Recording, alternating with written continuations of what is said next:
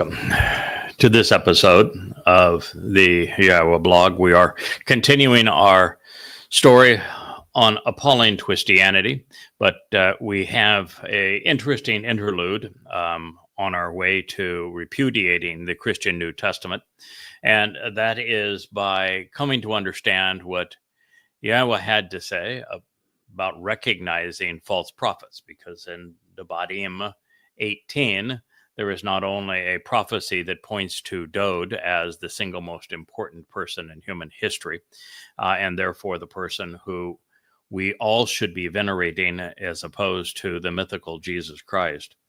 But it tells us specifically how to determine who is not speaking for God. And the authors of the Christian New Testament failed this test completely. And the second thing that I wanted to share with you, and we're in the midst of this, is God had a lot to say about my credentials, about how he would be working through me in this regard, so that the myth of Allah being a God, the myth of Jesus being a God, the myth of the New Testament being valid, the myth of the Quran being valid, the myth of the Talmud being valid, could be repudiated such that the truth could be known, that YAHOWAH is God's one and only name, that Israel have been and remain his people, that Israel is currently estranged from God, but that this can be rectified, that we are only 11 months away from the Shabat harvest and 99 months away from God's return with Dod, and that between now and then it is going to be exceedingly rough. A vicious time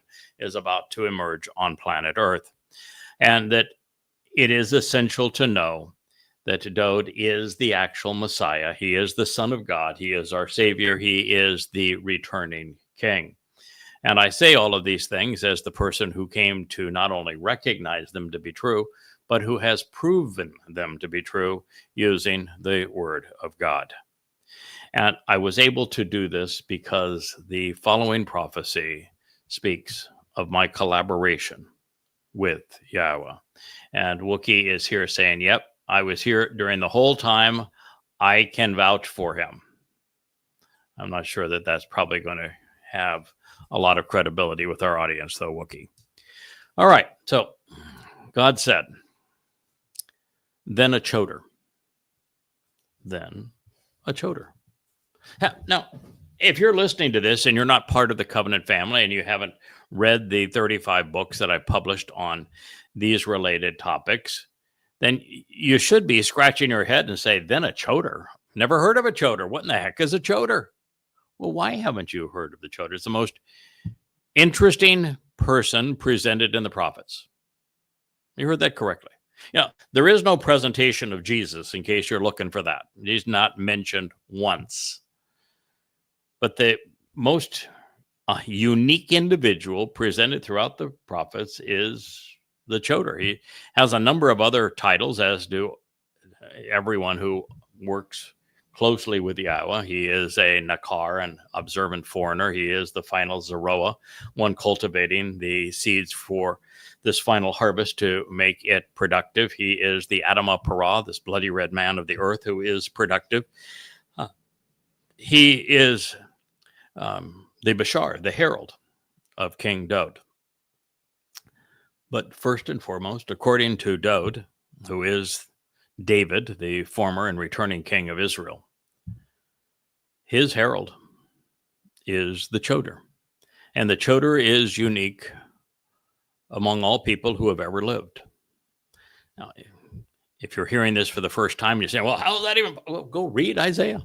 Or better yet, look at the translations that I have done of it. I've covered this, which is Isaiah, Yashayah 11, and probably 5 different volumes of Yada Yahowah. And right now, we are confessing this narrative from Volume 1 of Twistianity. You can read it, translate it in an amplified form there, and introduced properly, so you would be in a position to understand it. But if you don't know it, shame on you. You should. You know, you're out there worshiping a fellow that you think is the Messiah who was given a Greek title, Christ, and yet there is no mention of a Jesus Christ, but there sure as hell is a mention of the Choder, and you haven't even bothered to figure out who that might be. I mean, at least when we were talking in our other programs of the Nakar, rabbis recognize that he is a formidable figure in the prophetic text and have sought, since he is opposed to them, he is opposed to Judaism, Christianity, and Islam, because he speaks for Yahowah, who is opposed to all religions, to try to demean him so that he isn't so caustic to their religion. But you go further in Yashayah, who is the man from Edom that Yashayah says saves a great many? And how would he be any different than the Adam of Parah and this Choder and the Nakar? You ought to be thinking this through. God's told you what you needed to know. If you ignore it, then it's, well, your fault.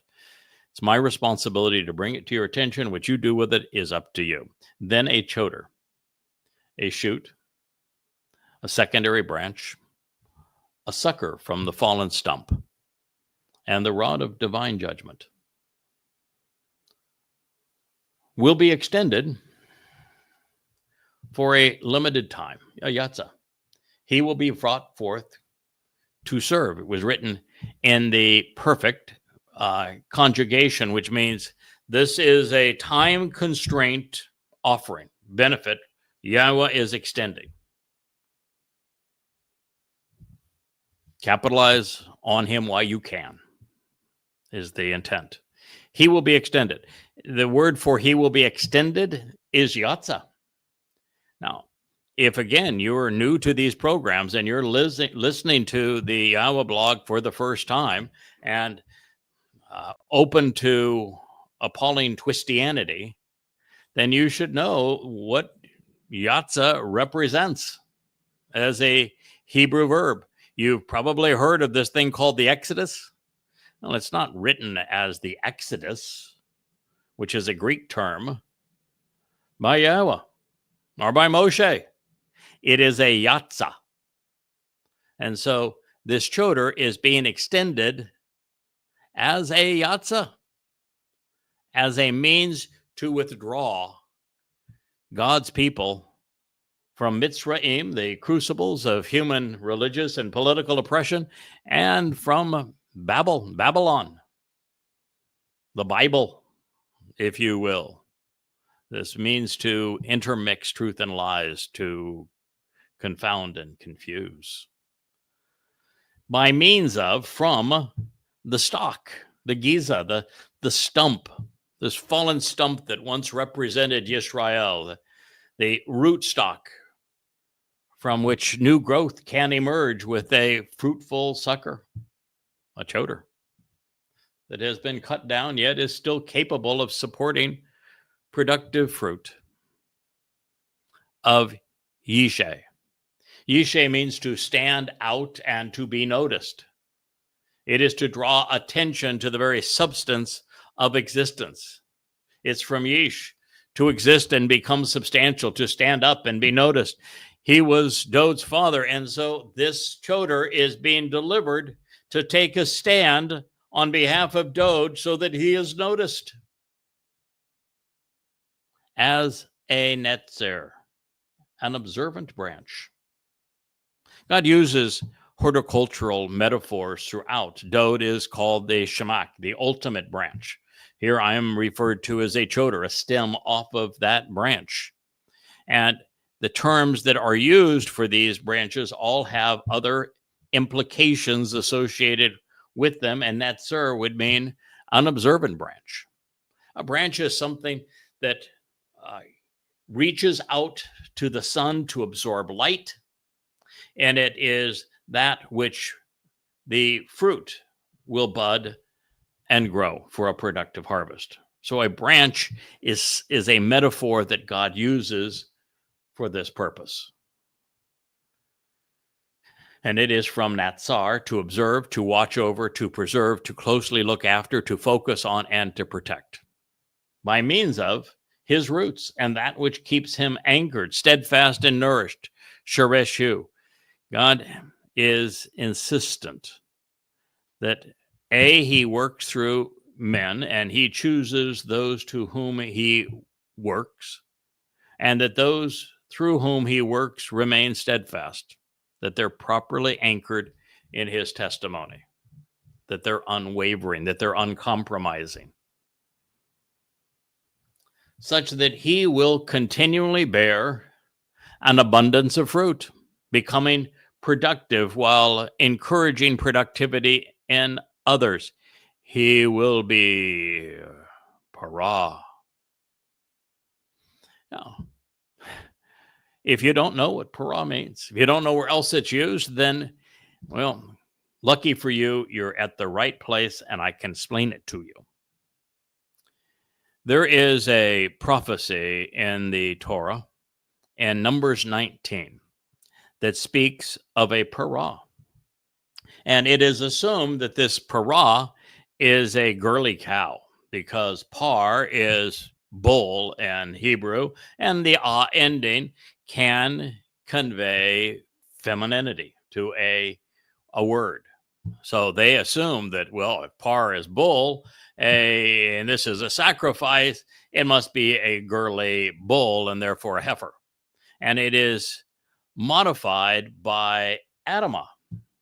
And Adamah is based on Adam, again with the AH ending, to make many words feminine, but not necessarily. Adamah means that this is a bloody red man of the earth, and para means who is perfect, who is productive, who is going to bear an abundance of fruit. Of this individual, known as the Nakar, the observant foreigner, Yahweh says specifically, he will have an abundant offspring, covenant members. And it is said that he is para, productive. And so here, the choder is the para. He is the productive bull.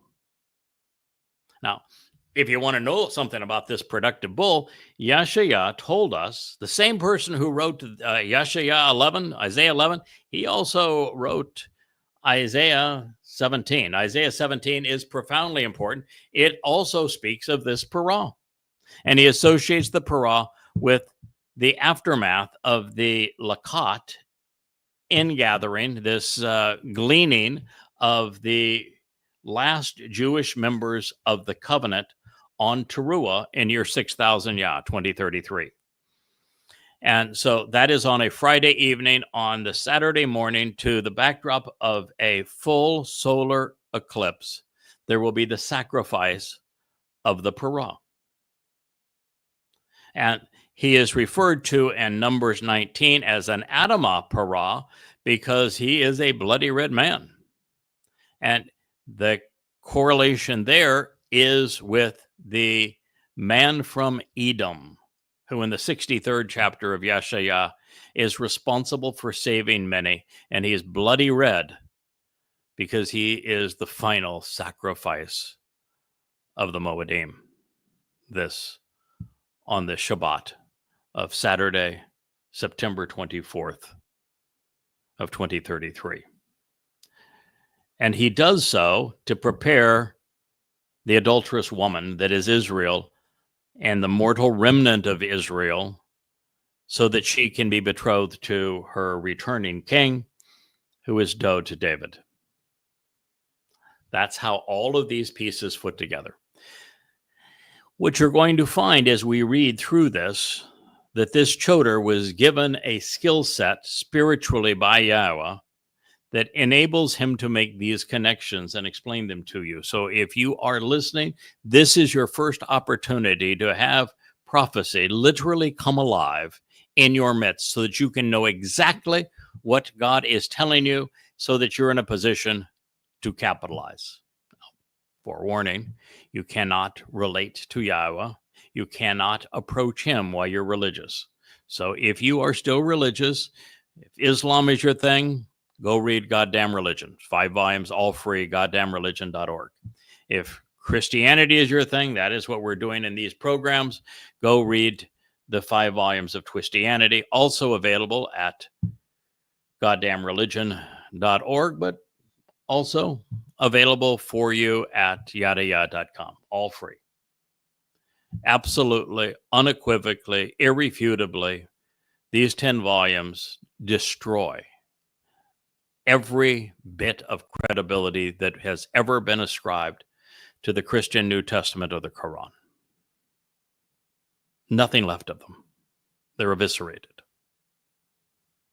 And they're eviscerated because I compare what the authors of those books had to say to what God actually said. And there's no wiggle room there. So, this individual is the Torah. He is abundantly fruitful, and he encourages productivity in others. That is his primary role. He is this branch that is extended by God for the express purpose of bearing fruit, and that fruit is not lemons, oranges, and apples. It's human souls. He is the coordinator of the upcoming Shabuah harvest, 11 months from now. And again, of the Teruah gleaning. And that's just part of his job. That was Yeshaya, Isaiah 11:1. Yeshaya 11:2 is perhaps the most uncommon statement of all statements that can be found in the exceedingly uncommon text of Yahowah. There is nothing like it said of anyone ever. There are some, 20 people or fewer that were given the spirit of Yahowah. Yes, I know at one time there were 70 elders that were given the spirit, but they actually weren't given the spirit. They shared one spirit. So Moshe at one time had a full dose of a spirit of Yahowah. Dode had the spirit of Yahowah. Yashaya, or not Yashaya, but Yahusha ben Nun had the spirit of Yah. So there are individuals who have borne the spirit of Yah, that Yahweh has bequeathed them with his spirit. There is one person that God just said flat out, my spirit came upon him and never left him. That would be Dode, his beloved son. In this case, though, there are several distinctions that are not made, that are uncommon and are not replicated anywhere else in the Word of God. First, there's 7 spirits here versus 1. Not just 2 versus 1, not 3 versus 1, 7 versus 1. Second, the spirit that comes on these other individuals is never designated as the spirit of Yahowah, the Ruach of Yahowah. It is here.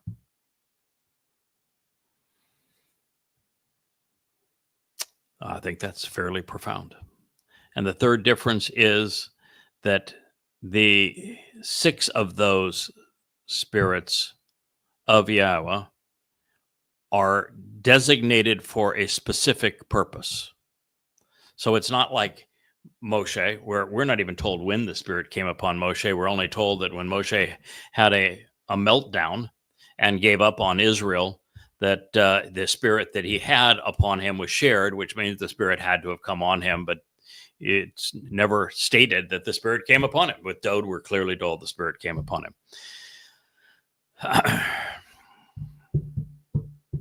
So those are pretty sizable differences. So let's listen to what Yahowah revealed through Yeshaya. This is because the Ruach, the spirit of Yahowah, will settle and remain on him.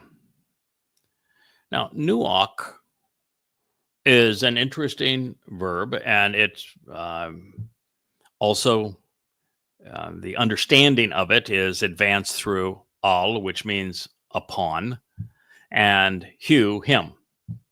But nuach means to settle. It's to settle in the sense of making home. And so it's saying that the Spirit of Yahweh is settling down as if residing in the home of this Spirit. Literally at home in this Spirit, in this individual, in this joder. And nuach conveys the idea of the Spirit settling and remaining. Was placed upon, energizes, restores, is an alliance with, dwells and resides within, making the joder the Spirit's abode. Well, that's an extraordinary concept. The Spirit of Yahweh is at home within the joder. The abode of Yahweh's Spirit today is with his joder. So if you want to oppose him, listen, I just came down late from wrestling in occupied territory of X. And, I've been complaining on X that X is anti-Semitic, grossly anti-Semitic, anti-Israel. And so here I am on X, and we find that, yesterday, Grok had a complete meltdown and went full Nazi on us and was calling himself Hitler. But it's obvious to me because I have gone up against Grok numerous times on subjects where I am the foremost expert in the world. No one understands Allah and Islam and the Quran and Hadith better than I do. And so when I go and I'm making a point and Grok gets involved, I can make a fool of Grok. And Grok is incapable of learning and suffers from faulty programming. So I have been talking about the fault of Grok and its influence on X for, as long as I have been in social media, which is a grand total of about 7 months now. So this is important to understand. So I just came down on it, and I was talking about with a group of people that want to present Netanyahu as, if he's this superhero. And I said, he's depicted him like a robot. I said, well, he's like a robot in the sense he doesn't have a conscience. And they said, what? How could you say such a thing?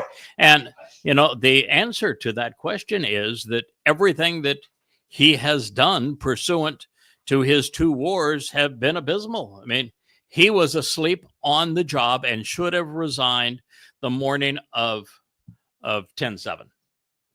He had the troops out of place. He didn't listen to the intelligence, and he slept in that morning. He was wrong in every which way. And then even after, and I'm not just your average guy here, I am this guy that Yahweh is talking about, and I write an open letter to Israel. I publish it. I do a series of programs like this on it, saying, here are the things you need to do. These are 5 things you need to do. If you don't do these 5 things, you are not only going to lose this war, but millions of Jews will ultimately die. He doesn't do any of them. And he's made a bad situation worse in Gaza, and he made a bad situation worse in Iran, and he is now totally dependent upon and brown-nosing Trump, who is the most duplicitous, destructive, demeaning individual and least reliable individual on the planet. And he has put all of Israel's fate in the hands of this absolute dysfunctional idiot and immoral moron. And I had one person said, well, he's just a racist. He's an anti-Semite. He's a sexist. He's blinded. Capital. You got to, if you're going to write for Trump, you got to use all caps. Blinded, doesn't know anything. So I'm writing this one back. Okay, excuse me here, but I happen to even know what's anti-Semite means, which I would doubt even 1 in a million people do. It means against the name. And I've written 35 books to reintroduce Yahweh's name to his people. So I would be the most pro-Shem person on planet Earth. And anyone who's read any one of my books or listening to my shows knows that I am diametrically opposed to racism. If you even have immigration policy like the Trumpster does, where he's besmirching the Hispanic community, I won't tolerate it. I live on an island where 85% of the population is black. And if you're a racist here, you have to be out of your ever-loving mind. No, exactly the opposite. And I oppose religion because religion is so sexist, and have put my life on the line to oppose sexism. And when it comes to not being blinded about these things, I would probably be the least blinded person on the planet. And said, and she was talking about her religion. I said, and not only do I know more about Israel's enemy than anyone alive, and Islam, having written 5 books on the Quran and Hadith, but I know your religion better than anyone else. That would happen to be Twistianity, and I've written 5 volumes on it to disprove it. Then another person just said, well, you can't fix stupid. And I said, I don't know about you and General Quacker, who was the guy that wrote the first post saying what? And this woman who said, you can't fix stupid. I said, I don't know about your IQ, but mine's 185. You want to measure up? Let's go at it. Surely with a name like Quacker, he had something to say, didn't he? No. The sad thing is that there are relatively few pro-Israel accounts on X. And so you do try to support them, and you try to encourage them. But most of the pro-Israel accounts on X are pro-Netanyahu, pro-right-wing politics, pro-Trump, and let's obliterate Gaza,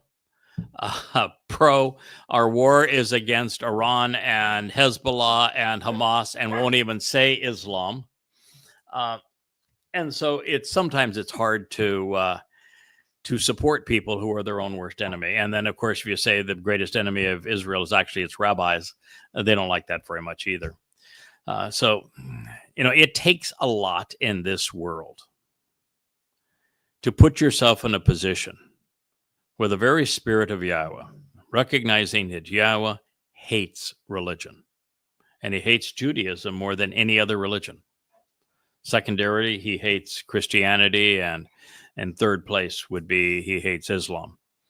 But God hates religion. That he speaks out more vociferously against religion than he does anything else. He takes more time to tell you why he dislikes religion than he does to actually tell you how you become part of his covenant family and understand the path that he has provided to him through the Mikra. So, to put oneself in a position where you are sufficiently anti-religious and anti-political and thoughtful enough, respectful enough, that Yahweh can not only have his spirit come upon you, his ruach, but to feel at home. That's what this says. Nuach al-hu. That the spirit, the ruach of Yahweh, nuach al-hu, resides within him, has made his choderness, if you will, the spirit's dwelling place. Yahweh caused his ruach to dwell within me, to reside within me, and remain on me. Now, there's no one else on planet Earth that can make that claim. Now, I'm not telling you that because I'm trying to brag. I don't run for public office. I don't have a donate to us button on our website or any place else. I've never accepted a donation. And if you try, you won't be the first. We have no secret clubhouse here. I sit here. Yeah, darn, Rich says. I was hoping for the secret clubhouse. I thought we had a uniform at one time, though. Yeah, it's fancy. These fancy Hawaiian shirts. That's our uniform. So, and flaps, because, well, we live in I live on an island in the middle of nowhere because I didn't feel comfortable anymore in the United States. So just so we could focus on the mission that Yahweh has provided to us, I moved in an island in the middle of the sea. So I'm as far from wanting a following as a person could possibly have. I'm the guy pointing to the guy you should be following, David. I'm the guy pointing the way back to Yahweh, who you should be noticing and respecting.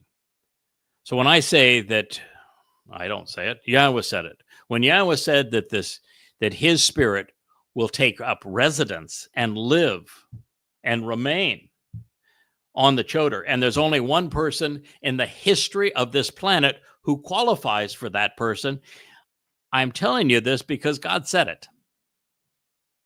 I didn't volunteer for this. I didn't sign up for this. God approached me. He had a simple thing. He said, I have a simple thing. I want you to expose and condemn Islam for me. It's right after 9/11. And, I've said, well, I've got no qualifications for that. And, you obviously know that. You know my name, and here you are talking to me. But can I remind you, no one's ever survived that? And you want me to do it in my own name? Nah, come on. Who are you kidding, really? Yeah, we had a little discussion. He says, negotiate what terms you'd want. I had 3. He said, now reach into your pocket. I've already answered the question. Oh, by the way, I wrote the answer 3,000 years ago, but don't let that freak you out. Okay, so here we are.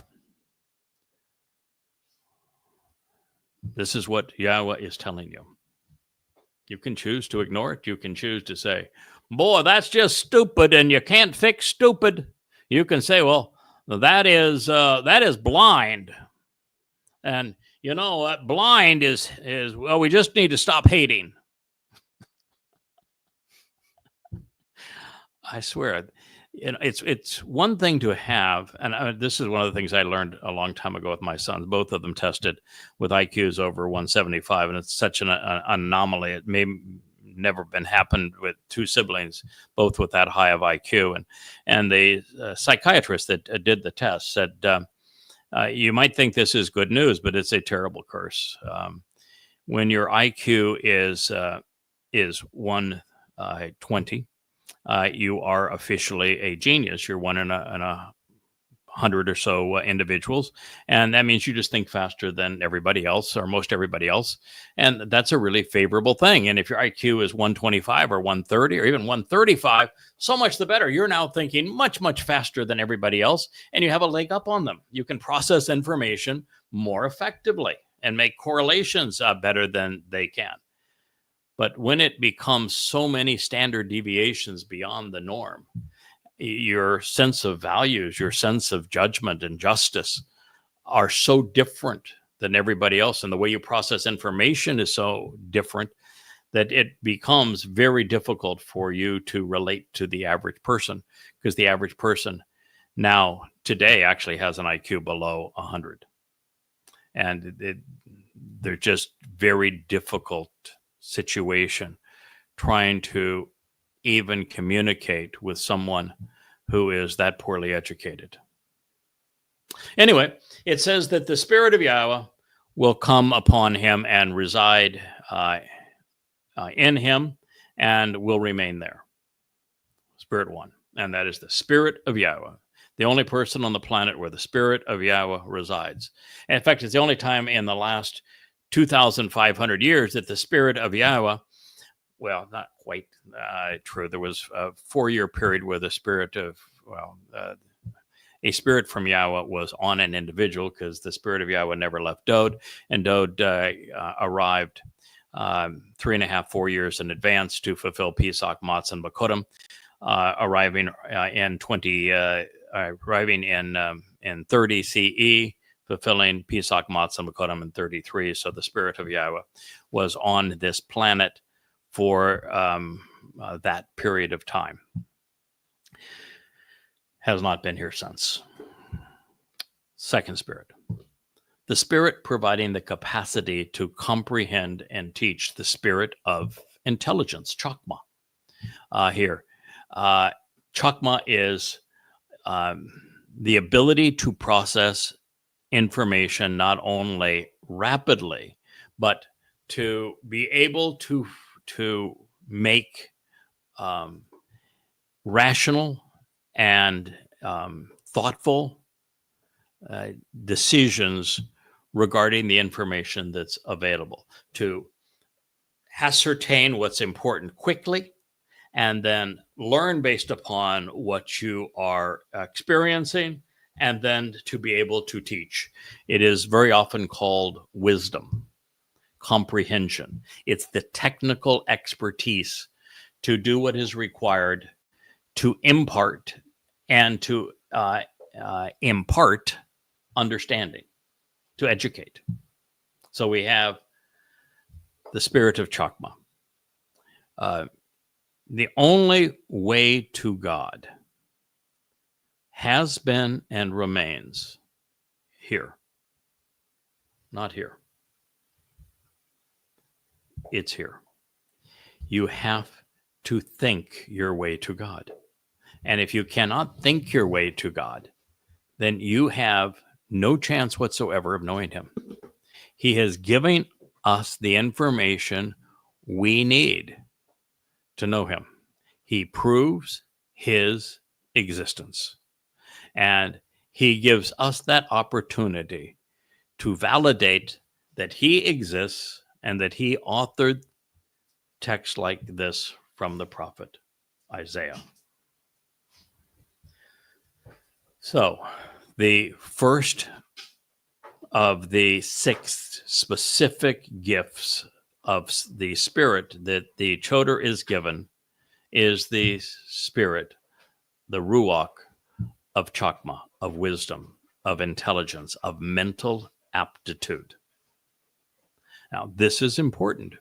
Now, not only have I written 35 books based upon a very unique and uplifting, validating, verifiable means to understand the Torah, prophets, and Psalms, correcting what the Masoretes had done with their diacritical markings, and also correcting the text for the Dead Sea Scrolls. With Chokmah, I was able to deduce 5,000 or more unique and profoundly important insights that no one had ever perceived before, and demonstrate their authenticity through Chokmah. And I share them all with you. They're all free at YAHOWAH.com. So that is the second of the Spirit. So you've got first the Spirit of Yahowah, and now the Ruach of Chokmah, of wisdom, of intelligence, of mental aptitude, the ability to process this information that God provides through his Torah teaching and prophets and his Mizmor and Mashal word pictures as never before. The second, or the third, but the second specific, is the Ruach of Binah. Binah is from Bien. It means that God has given me the ability to make intelligent connections. If you were ever, well, everybody was a kid at one time, but as a kid, if you're anywhere close to my age, I'm 70, you will have seen what's called a dot-to-dot puzzle. And a dot-to-dot puzzle might have 100 dots on a page. And you were to take a crayon or a pencil, and you start at number 1, 2, 3, 4, 5, and you just connect each of the dots until you have reached whatever the last one was, say 100. And rather than just seeing a maze of dots, when you connect all of them with a line, a picture emerges. You've made the connections to see the picture. When you are given a jigsaw puzzle and all the pieces are tossed on the table, if you begin through a systematic process and you get all the straight edge pieces first so that you can form the border, and then you take all the pieces, you turn them all right side up on the table, and then you organize them by color, and then within each color pattern, you organize them by shape. You know, 4 in Z, 4 out Z, 2 and 2, 1 and 3, whatever it may be. They all have an outbound element and an inbound element. Concave, convex, if you will. protrusion, and indentation. And most puzzles have 4, and they can be all insertions, they can be all extensions, or a mix thereof. And so you take them all by color and then all by shape. And now you're in a position where you have the picture framed and you have all the colors grouped together and all of the shapes within those colors. You can systematically go about assembling the jigsaw puzzle. And when you do, you will find a picture emerges. You're making the connections necessary to understand. An example here is something I've already shared with you. Torah. I was able to tell you of the 3 places where Torah is presented, that you have to look at all of them to be able then to deduce what God is talking about. That the Torah is presented by Yeshaya, Isaiah, in the 17th chapter, in the immediate aftermath of the Towrah ingathering, the next day when the Torah will be sacrificed. And then you find it here associated with the choder, so that the choder is productive. And then you find it in Numbers 19 and the presentation of the red heifer, who is not a red cow. He is this bloody red man of the earth who is productive. And then you find the concept playing out to cleanse and prepare the adulterous woman that is Israel for being religious and cheating on God through false gods, so that she is prepared for the return of Dod, which occurs 10 days thereafter. So if you put all those things together, you now see the picture. There is understanding, there is knowledge followed by understanding. And that is the process. And the difference is that in religion and in politics, people believe. But belief is the absence of knowing. If you know, there is no reason to believe. People ask me all the time, what do you believe? I don't believe anything. Why would I even care? Why would you bother with a belief or even ask somebody what they believe? I either know or I don't know. And when it comes to the things of God, I know a lot. I don't try to be knowledgeable about all things because, well, you know, I don't have a lot of interest in French cooking, for example. When it comes to psychiatric or psychedelic drugs, they don't interest me. And so I don't know much about them. I can't tell you a good vodka from a bad vodka because vodka is not my thing. But understanding who Yahweh is and who Dod is his son is and what his covenant bereth represents and how you accomplish participation through the Moed Mikre, no one on this planet knows those things better than I do. And because I've gone from knowing to understanding, I can explain them to you. And you can take advantage of them. And that is infinitely superior to believing. So, the Spirit of Yahweh, unique, takes residence within him and never leaves him. The Spirit of Chokmah, of wisdom, of mental aptitude and intelligence, and the Spirit of understanding, of comprehension, of being able to make the connections needed to understand. Now, we have the fourth. This fourth is something that heretofore I don't think I would have had an appreciation for. But I came to appreciate this because it is the spirit of advice and counsel on the entire picture. I was enjoying being anonymous, writing under the pen name Yada. And I had done so for a decade or more. And nobody paid any attention to what my real name was. I didn't care if anybody knew it. I thought that I was just a fortunate translator who could had this gift for conveying the word of God, corrected for the Dead Sea Scrolls and scrubbed of the Masoretic diacritical markings. And I was just happy as a lark doing that and found many, many hundreds of profound insights and enjoyed sharing them. Until one day, I am translating the book of Yeshaya. I've said I'm going to start right at the beginning. I'm going to run through the book of Yeshaya. I wanted to get to the 14th chapter of Yeshaya because I was convinced that I had an understanding of exactly who Hasatan is and how Hasatan is the Halal ben Shakar of Isaiah 14, who is the spirit that wants to be greater than God. And I was convinced that that spirit is manifest as Allah.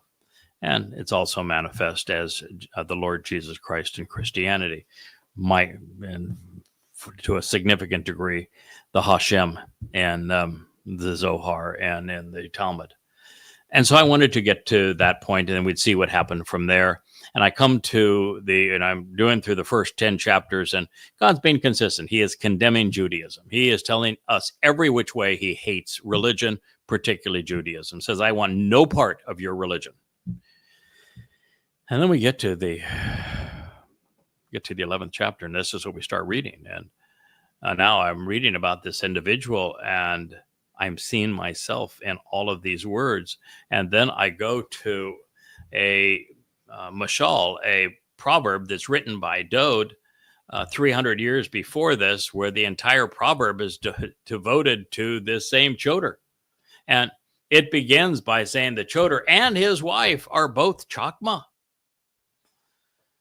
And you're going, oh my, okay, well, maybe I need to rethink this. And then as I finish this, one of the next things I was having to deal with is Zeroah. And I realized that Zeroah was a profoundly important title and that it pertained to the Passover lamb. And then I realized that David, according to God and the statements he makes about him, particularly in Yeshaya and Shimei and the 89th Mizmor or Psalm, I call it Dode's Psalm, but the 89th Mizmor, he specifically says that Dode is his Zeroah. And he says that Dode is my son, the Son of God. And he says that Dode is the Messiah. And he said that Dode is the Savior. And he said that Dode is the one that's coming back. That he is the returning king. That he's coming back as brilliant as the sun. And okay, but I'm still pursuing Yeshayan in the 53rd chapter. It speaks of this individual who will come to recognize who these Zeroah actually are, and that he's the one that will be able to explain the prophecy in Yeshaya 56 or 53. And then you find Zeroah all over Yeshaya. And then you find it in trying to explain this word. I go to the first time that it's used really in a profoundly important sense apart from the Torah. And it's in 2 Chronicles 6, where Solomon is giving the commencement address for the house for Yahweh's name, which you would call the temple, as it is first, the doors are first being opened. And he refers to a Zeroah there, and he's introducing this observant foreigner, this Nakri, and it's just like lightning bolts are flashing everywhere. Not so much them, it's just a brilliant light is being shown here, and I'm no longer anonymous. That God has been talking about our role for a long time, and those were the first 2 or 3 indications, and now there are upwards of 1,000 of them. They're everywhere. The Torah, the prophets, the Psalms, the Proverbs, you name it. They're everywhere. And so not long ago, about 7 months ago, God and I had a little chat. I had some questions for him. And typically I listen to God. I don't yabber at him very often because, well, he it's pretty clear what he wants, and I'm pretty devoted to giving him what he wants, and our relationship works really well when I listen and then share what he has to say. Well, on this particular occasion, one of the things he told me is that the marginal utility young man of one more book is not all that significant. You've written enough books, 35 of them. I want you to start talking to my people. Now that you know the whole story, now that you are the living repository of those books, and you know what they say, and you come to know who I am, what I'm offering, and what I expect in return. And better yet, you've come to understand all of these things about me. It's time you talk to my people. We're going to start a video blog, you and I. We're going to call it the YAHOWAH blog, as a matter of fact. Now it's time for you to talk to my people. And at that moment, as we turned on the camera for the first time, what I realized is that the reason God chose this time, because it wasn't until this time that I had reached Itzah. It took 23 years to become Itzah, to come to appreciate the whole story, how we began in Eden and how we're returning to Eden, how God began with Goyim and how he's ending his relationship with his people through Goyim, how the Moed Mikre, the 7 annual meetings, they start at a doorway to life and they conclude with camping out with Yahweh in the Garden of Great Joy. And so I understood every step along the way, every important milestone, every important element of this story, and I was in a position to share them with you. And that's why we do this program, because the spirit of advice and counsel on the entire picture is now available. And I understand that what that means is that we do 3 and 4 hours of these vlogs a day, and we're still just barely scratching the surface. And we could do 20 hours a day and not share all we know, even if we did it 7 days a week, every day for the next 11 months until the Shabuah harvest. Still couldn't share everything we know. But we can share more than enough for you to come to know God, for you to be inspired to go to YADAYAH.com and to start reading, and it will transform your life. So after the spirit of Yahweh and after the spirit of wisdom and intelligence and after the spirit of understanding,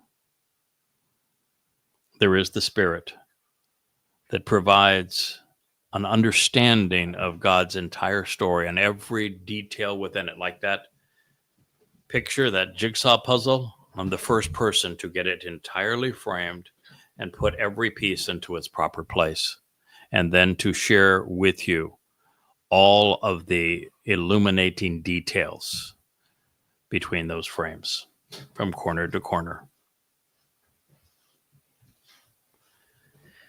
And then the most, I think, helpful of all spirits that Yahweh could offer.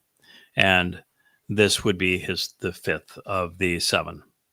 It is the spirit that makes the choder capable of serving alongside Dod. Dod was the ultimate Gabor of Yahweh. Gabor means strong, powerful, steadfast, emboldened, courageous, powerful, having the aptitude and capability to do whatever is necessary, unwavering. The Gabor is the bull protecting the herd. The bull doesn't back down, not from anybody, not no how, not no way, not any chance that bull is backing down. Dod is presented as the strong ram. He is the shepherd that leads, protects, nurtures God's flock. And his herald is this bull. And that is what God has enabled. And so the Towrah has the spirit of Gabora. He's bold. He's brash. He is a fighter. He is tenacious. He is unwavering. All of these things. Because this notion that God loves the meek is absolutely stupid.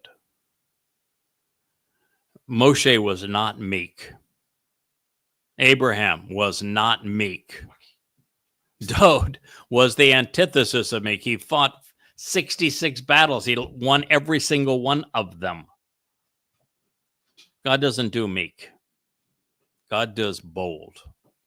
He wants people who will put it all on the line, who have extreme confidence in Yahweh and in their collaboration, and never back down, and never waver, and never compromise.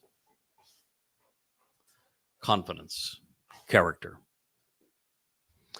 There are two additional spirits that Yahweh provided.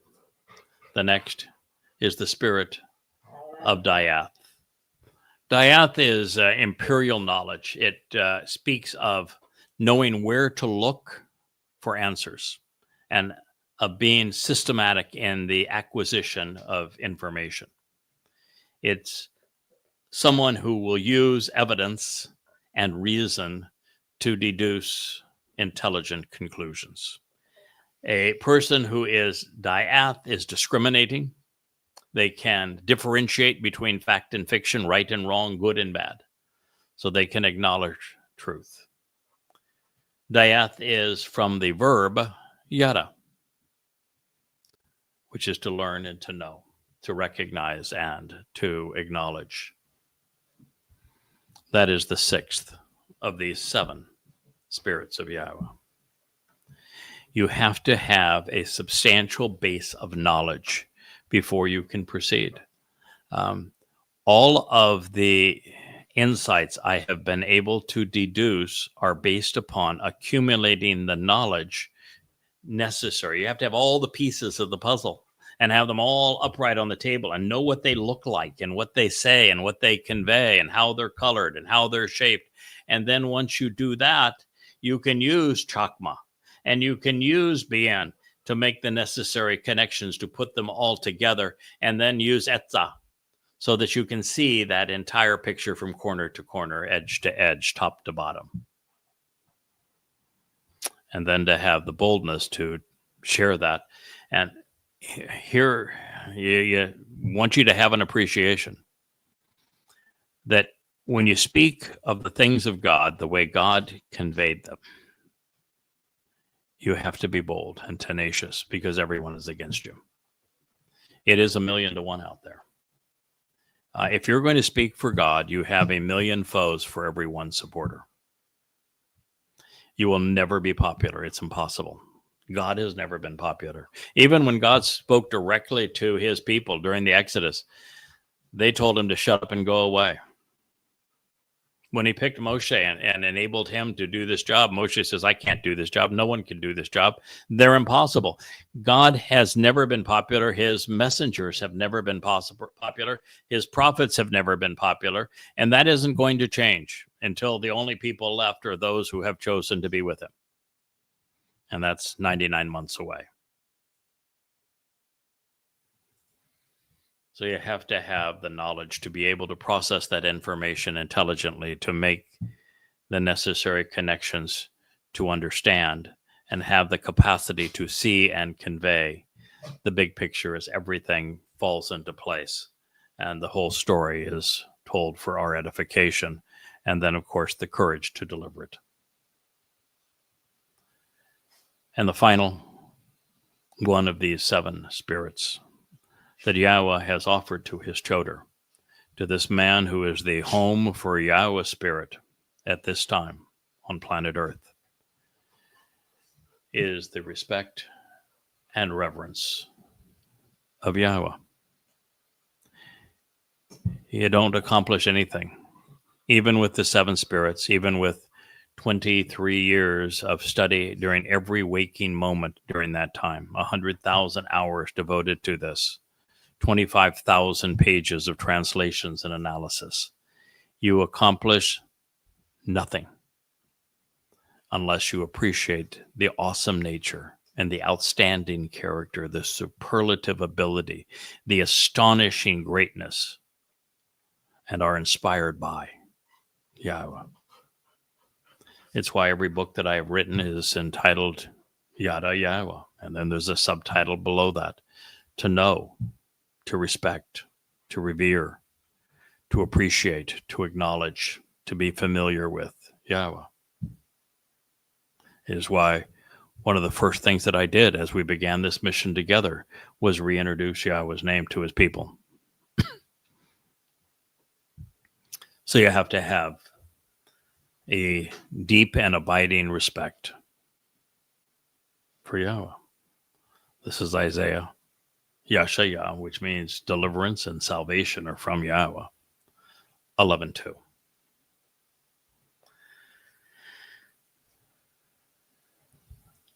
That is the most profoundly important statement in the prophets. Now, there are more important people in the prophets. Dod is the subject of Yeshayah, Isaiah 9. He is the son who was given to us. How he carried our guilt away and dropped it off in Sheol, never to be seen again in Yeshayah 53 is profoundly important.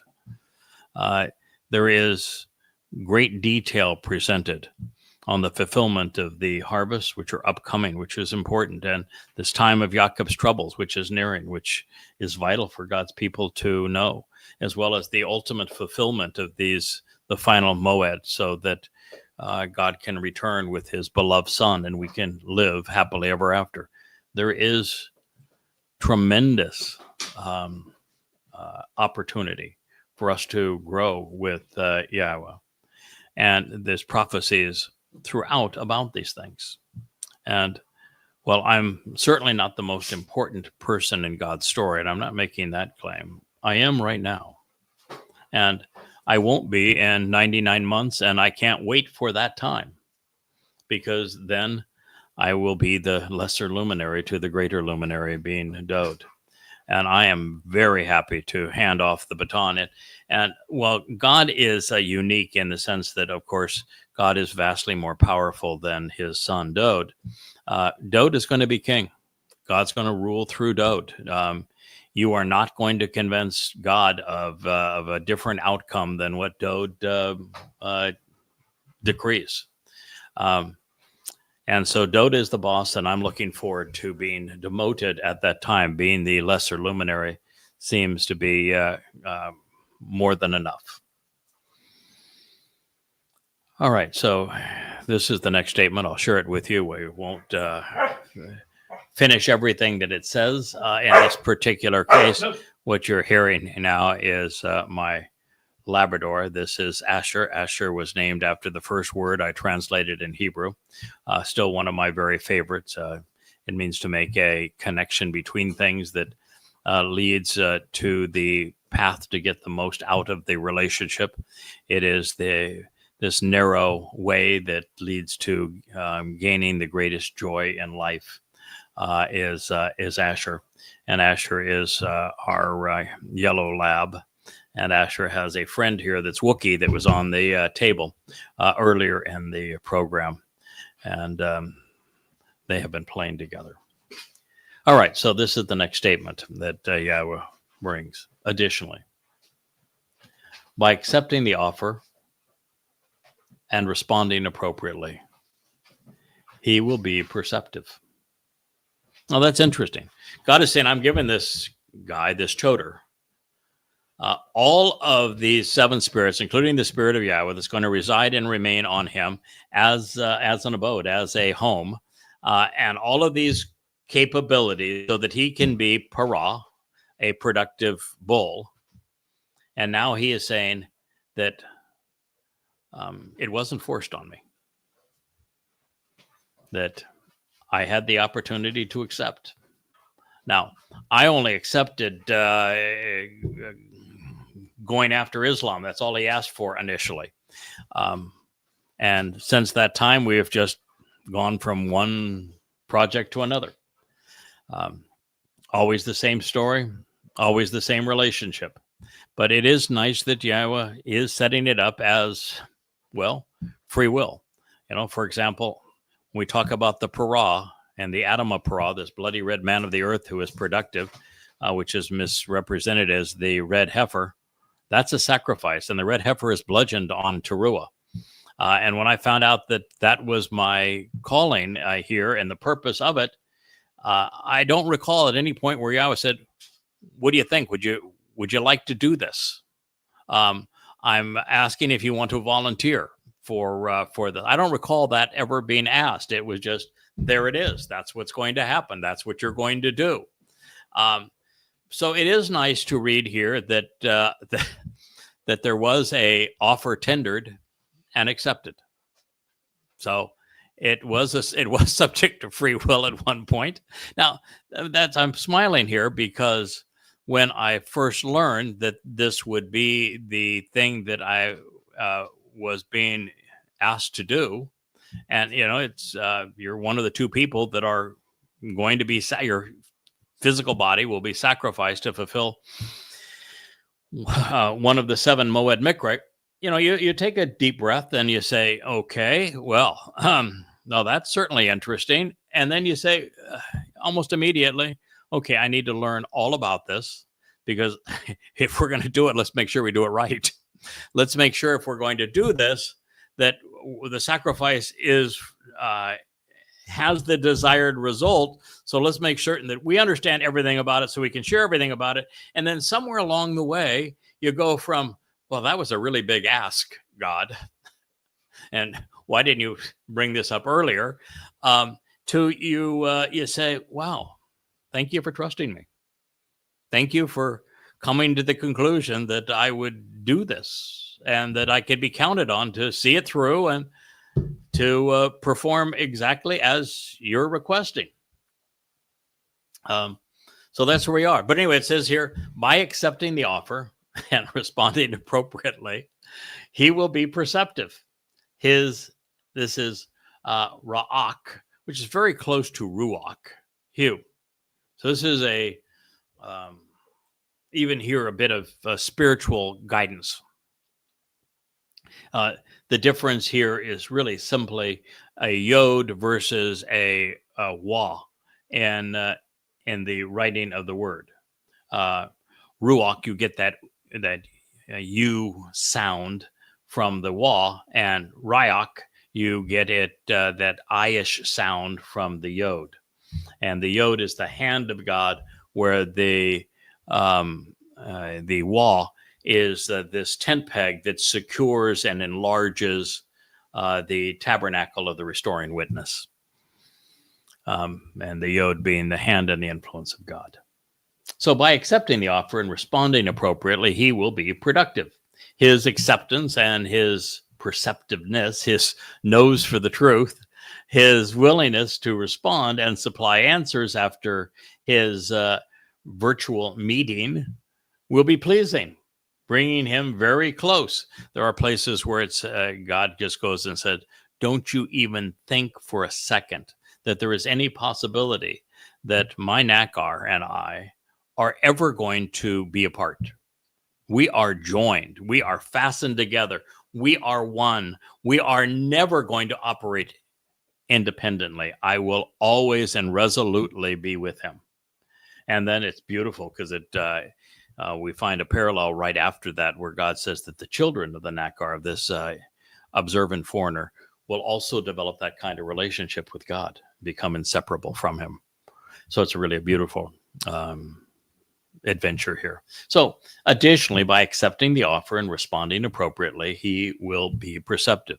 Now, this can be suggesting that additionally, by responding appropriately, that means to say, okay, so I did say yes after a bit of negotiation with God, and that after saying yes, and us pursuing Islam first, and I wrote Prophet of Doom. I wrote Tea with Terrorists first, then Prophet of Doom, the Islamic terrorist timeline, the Islamic clubs, and then more recently the 5 volumes of Goddamn Religion, and then that turned into also the 5 volumes of Twistianity. And all the while there's 35 total volumes as part of the Yada Yahowah series. So we've done a lot of writing together over the years based upon translating God's words and comparing God's words to others that claim that they speak for him. That really is just part of the response. You agree to work to God. What you do next, how you respond, determines whether or not you're going to be successful or not.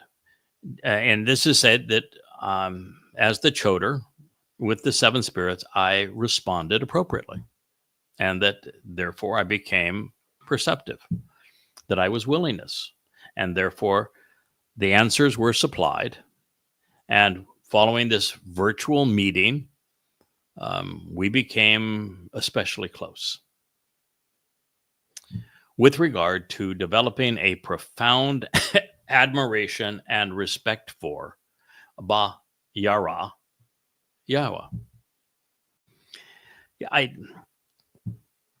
Somebody today accused me of being anti-Semitic. Man, it's just a complete moron out there. And I have even somebody here now in part of the comment said, "Don't use that term moron.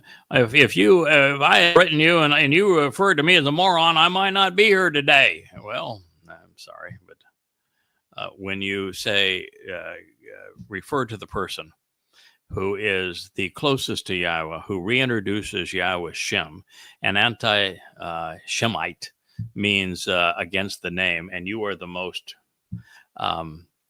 positive about the greatest influence in the world today about reintroducing God's name, that someone who would say that you are the opposite of that is being a little bit, well, stupid then. If you like that word better, okay, stupid. So, one thing that I have in spades is I respect Yahweh. Now, you need to tailor that understanding just a bit. Religions worship God. God does not want to be worshipped. A superior being that would create an inferior being for the purpose of worshiping him would have severe psychological issues. Let me just give you an example. Let's pretend that you are superhuman and that you can author life, and that you, as a superhuman, can author the life for a tadpole. And you then issue a series of decrees which says to that tadpole, you either worship me and praise me and pray to me and agree with me and tell me I'm wonderful, or I'm going to torture your little tadpole butt and tail forevermore. And about the 10th time, the little tadpole says, "Oh, mighty you! You are the greatest, great honor and tribute. We praise mighty you."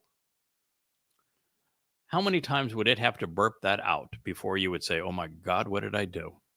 This was the worst idea ever"? Oh, God does not want us to worship him. He wants us to reach up to him, to acknowledge him, to embrace him, to accept him as our Father, and to respect him as such. My relationship with God is tremendous respect, total admiration, yet no fear, no worship, no bowing down. And I have too much respect for him as a father, and as a friend, and as a colleague, to treat him any other way. Now, I'm going to read the rest of this. We're going to then conclude this program and prepare for this evening show, which is now less than an hour from now. Therefore, it will not be by an appearance or vision seen with his eyes that he will decide, and also it will not be by hearsay heard with his ears that he will make judgments and prove his arguments. He will exercise good judgment by seeking to be accurate, honest, and forthright with regard to opening the doorway for the discerning. He will provide proof using sound arguments, with everything laid out in the open, doing so fairly, on behalf of the sincere who are seeking straightforward answers of the land.